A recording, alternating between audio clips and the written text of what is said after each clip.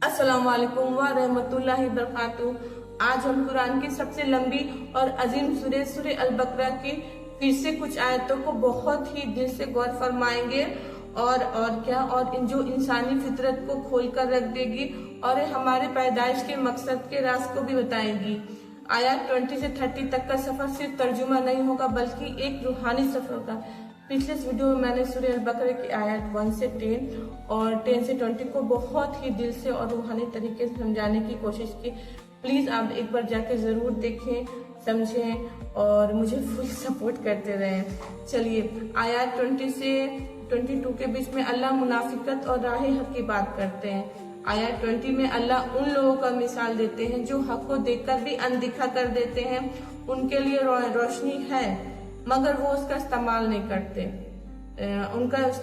करते, ये हमारे रूह के लिए भी एक वार्निंग साइन है कि हम सच्चाई को देखकर भी इग्नोर कर देते हैं, अनदेखा कर देते हैं। मतलब कोई सच्चाई की बात अगर आप देखें तो आप इनजस्टिस को देखें तो आप उस इनजस्टिस को मतलब क्या है, इनजस्टिस को आप ये नहीं करें, मतलब उस आवाज ना उठाएं, आप बस अपने फायदे नुकसान के लिए आगे बढ़ते रहे। ये गलत बात है।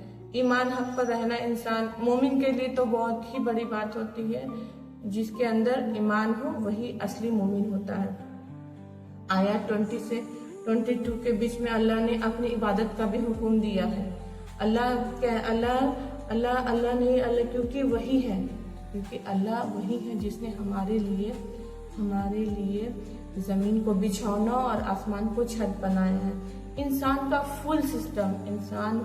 फुल सिस्टम अल्लाह पर ही डिपेंड है क्योंकि अल्लाह ने ही इंसान को बनाया है। जो हम सांस भी ले रहे हैं, जो हमारी जिंदगी में भी चल रहा है वो भी अल्लाह के हुक्म से ही चल रहा है। आज सांस निकल जाएगी तो हमारी जिंदगी वहीं पर खत्म हो जाएगी। अल्लाह भी कहते हैं और आगे अल्लाह कहते हैं आयत 23 से 24 के बीच में कुरान का भी चैलेंज आया है। अल्लाह कहते हैं अगर तुम्हें शक है तो इस जैसे ही एक सूरा ले आओ।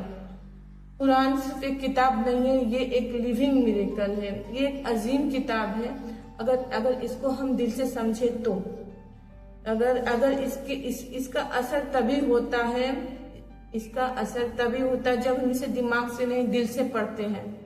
जो लोग इसे इनकार करते हैं उनका मामला सिर्फ इल्म का नहीं बल्कि उनके दिल में जंग है। अल्लाह की बातों को इनकार करना क्या होता है? इंसान के अंदर वो ईगो होता है, मतलब अल्लाह की बातों को ना मानना, ना समझना, कुरान को दिल से महसूस ना करना, कुरान को अपने फायदे बेसिस पर मतलब समझाना या बताना, ये भी तो गलत काम है।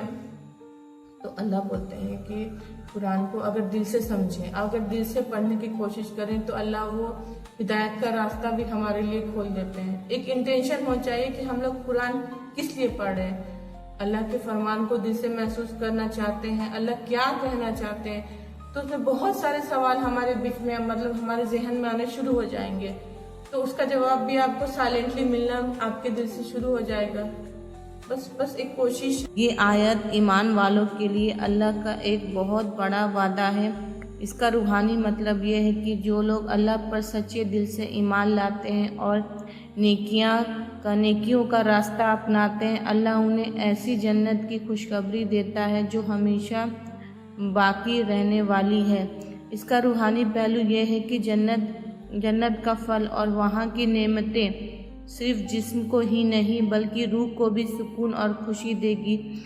जब इंसान दुनिया में नेकी करता है तो उसकी रूह को जो सुकून मिलता है वो असलियत में जन्नत की राह है। अल्लाह ने इसमें मुतासबाहिया मिलता जुलता का जिक्र इसलिए किया है ताकि हमें समझ आ सके कि वहाँ की खुशियाँ हमारी दुनिया की सोच से कहीं बेहतर और पाक होंगी। आयत 26 से 29 फितरत का इम्तहान और अल्लाह की हिकमत है। अल्लाह एक मच्छर या उससे भी छोटी चीज का मिसाल देने से नहीं शर्माते। अल्लाह एक मच्छर या ये मतलब सुनिए, इस बात पे गौर करने की बात है कि अल्लाह एक मच्छर या उससे भी छोटी चीज का मतलब क्या है मिसाल देने से नहीं शर्माते। और लोग अक्सर हम लोग क्या करते हैं, बड़ी बड़ी चीजों का खुद को लोग अक्सर बड़ी बड़ी चीजों में खुद को ढूंढते हैं। हम लोग अपने अपने दिखावा में, अब शो ऑफ में बड़ी बड़ी चीजों को दिखाते हैं कि हमारे पास ये है वैसे है, मिसाल देते हैं। तो अल्लाह क्या करते हैं कि अल्लाह छोटी से छोटी चीजों, मच्छर का भी मिसाल देने से नहीं घबराते हैं। पर और इंसान क्या करता है, बड़ी से बड़ी चीजों को दिखावा करता है और छोटी से छोटी जो अल्लाह की निशानियां हैं उन्हें इग्नोर कर देता है। अल्लाह हर चीज में तो निशानी रखा। अल्लाह कहते हैं कि वो अल्लाह कहते हैं कि वो इन्हीं निशानियों से लोगों को रास्ता दिखाना भी है और गुमराह भी कर देना है। क्या कि हम अपनी जिंदगी में हर छोटे बड़े वाक्य में अल्लाह की हिकमत नहीं देख पाते? क्या छोटे बड़े वाक्य में अल्लाह की, जो शख्स छोटी छोटी चीजों पे अल्लाह को पहचान ले वही असली मोमिन है। अगर गौर करें छोटी छोटी चीज, अगर हम सोचने बैठे हैं कि अल्लाह ने आपकी लाइफ में कैसे मुसीबत को डाला है, आप किस तरीके से निकले हैं, आपके अंदर क्या क्वालिटीज है, अल्लाह ने किस तरीकों से आपको बनाया है, छोटी छोटी सी चीजों पर गौर फरमाएं तो ये आप मतलब अल्लाह की अजीमत, अल्लाह की मतलब मैग्निफिसेंस और वो आपको बहुत ही सुकूनदायक दिल से वो एहसास होना शुरू हो जाएगा। लेकिन हम अपनी जिंदगी में क्या करते हैं, बड़े बड़े चीजों को लेकर ढिंढोरा पीटते रहते हैं और छोटी छोटी चीजों को इग्नोर करते रहते हैं। आयत 30, अब आयत 30 के बीच में समझिए क्या है। अल्लाह ने इंसान की खिलाफत, जो सबसे बड़ी बात है कि अल्लाह ने इंसान की खिलाफत जब अल्लाह ने फरिश्तों से कहा मैं जमीन में अपना खलीफा नायब बनाने वाला हूँ, फरिश्तों ने पूछा क्या तू वहां उसे बनाएगा जो खून रेजी करेगा? अल्लाह का जवाब था मैं वो जानता हूँ जो तुम नहीं जानते। ये हमारी जिंदगी का सबसे बड़ा पॉइंट है। हम सिर्फ यहाँ खाने पीने के लिए नहीं आए दुनिया में। अल्लाह ने हमें सिर्फ दुनिया में खाने पीने मौज करने के लिए नहीं भेजा है। अल्लाह ने हमें एक मकसद के लिए पैदा किया है। ये बहुत ही सोचने वाला पॉइंट है कि हम यहाँ सिर्फ दुनिया में ऐश करने नहीं आए हैं। हम यहाँ अल्लाह का नायब रिप्रेजेंटेटिव बनकर आए। हमारे वजूद की एक जिम्मेदारी, हमारे पर एक वजूद की जिम्मेदारी, अल्लाह ने जिम्मेदारी देकर हमें दुनिया में भेजा है, ना कि हमें मौज मस्ती के लिए। बस अपनी जिंदगी को एक मकसद के तहत गुजारने के लिए, एक टेस्ट एंड ट्राई से गुजर जाने के बाद जो अल्लाह हमारे लिए रिवार्ड रखे उस पर हम लोग को फुली फोकस करना चाहिए। पर अफसोस हम लोग इस बात को भी भूले हुए हैं। हमारा अगला कदम क्या होना चाहिए बताइए। आयत 30 तक पहुंचते हुए हमें ये समझ में आता है कि हम कोई मामूली मखलूक नहीं है। मतलब क्या हम लोग कोई मामूली मखलूक हैं जो अल्लाह ने हमें पैदा किया है? नहीं, हम खलीफुल्लाह हैं, अल्लाह की सबसे अजीम मतलब क्रिएशन है। अल्लाह ने इंसान इस क्रिएशन, बेस्ट क्रिएशन कहा जाएगा इंसान को। अल्लाह का बेस्ट क्रिएशन इंसान है, लेकिन हम लोग अपने वजूद से भूले हुए हैं।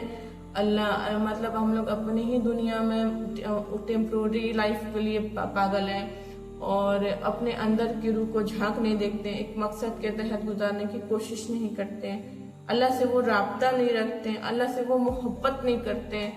अल्लाह से हमारी दूरी दिन ब दिन दुनिया की मोहब्बत में खोई जाती है। अफसोस आज हम अपनी जिंदगी को इस नजरिए से देखते हैं कि हम अपनी जिंदगी में अल्लाह की शिफाहत, क्या हम कभी इससे सोचा है आपने कि आपने अपनी जिंदगी को किस नजर से देखता है कि अपनी जिंदगी में अल्लाह की शिफाहत, अल्लाह की क्वालिटीज को की नुमाइंदगी कर रहे हैं, मतलब अल्लाह की क्वालिटीज को अपने अंदर उतारने की कोशिश कर रहे हैं। अल्लाह की अच्छी सी क्वालिटी थी, या रहमान या रहीम, मतलब अल्लाह हर चीज में एक अल्लाह की क्वालिटीज, उन क्वालिटीज को अंदर अपने उतारने की कोशिश क्या कर रहे? नहीं। तो आप एक बार कोशिश करें उन अल्लाह की क्वालिटीज को समझने, अल्लाह के अंदर क्या क्वालिटीज हैं, अल्लाह क्या कहना चाह रहे हैं, अल्लाह इंसान से क्या मतलब अपील कर रहे हैं। तो आप उस अपने अल्लाह जो बेस्ट क्रिएशन इंसान का कर चुके हैं उस पर जरूर गौर करें। तो चलिए इस कुरानिक जर्नी में मैं फिर से यही कहना चाहूंगी कि आप लोग का फुल सपोर्ट चाहिए। मैं आगे फिर से कोशिश करूंगी सूरह अल बकरा की आयत 30 से 40 को भी दिल से रूहानी मतलब तरीके से समझाने की आप लोग का फुल सपोर्ट मुझे चाहिए। मेरी कुछ गलतियां होंगी तो मुझे माफ़ करें। बस मेरा इंटेंशन प्योर है और अल्लाह के रास्ते पे बस अल्लाह का काम करना है। तब तक के लिए अल्लाह हाफिज़ और मुझे फुली आप सपोर्ट चाहिए। अल्लाह हाफिज़। होंगी तो मुझे माफ़ करें। बस मेरा इंटेंशन प्योर है और अल्लाह के रास्ते पे बस अल्लाह का काम करना है। तब तक के लिए अल्लाह हाफिज़ और मुझे फुली आप सपोर्ट चाहिए। अल्लाह हाफिज़।